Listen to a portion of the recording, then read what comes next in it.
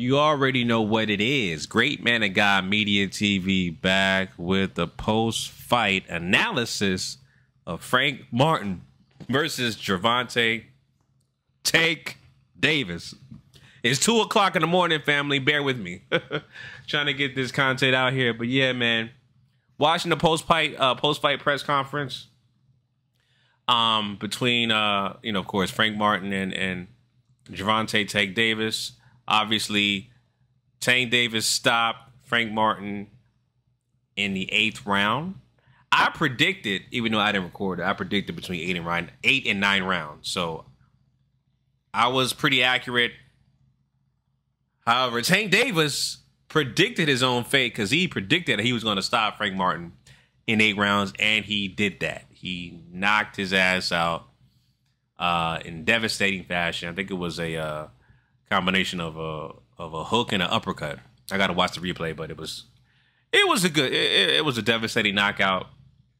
And he said his game plan was to basically have Frank Martin tire himself out, and that's what he did. And then once he felt that his punches were getting weaker, he applied more pressure, and the pressure got to Frank Martin, and the pressure bust pipes. Pause, right? But nonetheless, yeah, Tank Davis got the victory in dramatic fashion, in a good way, of course, and stopped Frank Martin in the 8th round. Got his ass up out of there. What does that mean, man? This Tank Davis. I would say this, man. Tank Davis is definitely legit. Not gonna question his talent, his skill level. He has one of the best ring IQs in boxing. And his power, his concussive power at his division is pound for pound. When you compare his concussive power, it's up there, all right?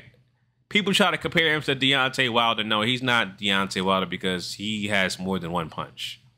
He can knock your ass out with a variety of punches with one concussive shot.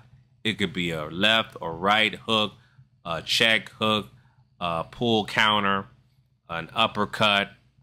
It could be a body shot. There's so many ways he can knock you out, and you've seen it. You've seen it. So do not disrespect that man and say he's like Deontay Wilder, because he's nowhere near a novice, amateur, intellectually inept boxing IQ of Deontay Wilder. Do not mention that man's name next to Tank Davis. Put some respect on Tank Davis, even though he does some zesty things, all right? But yeah, like I said, what does that mean for Tank Davis at this point? Well, he just has to step up in competition. Fight champions, right?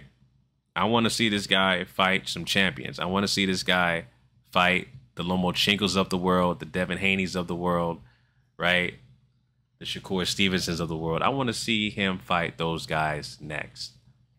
All right? I want to see him fight those guys next. I don't want to see you fight Ryan Garcia again. That'll be a money grab fight. Let's fight some guys that's going to cement your legacy. At this point, Tank Davis, you should be fighting legacy fights. No more cash grab fights like Ryan Garcia, right? We want to see you fight legacy fights that's going to cement you in the history of boxing. And I think you're capable of doing that, but moving forward, let's see you in some legacy fights. All right? So reportedly, he's supposed to be facing Lomachenko next, but we'll see. We'll see what happens. All right? We'll see what happens. But nonetheless, man, great performance by Tank Davis. I'm looking forward to see what's next with him and see if he is going to fight Lomachenko next, or Devin Haney or Shakur Stevenson, one of those 3 guys.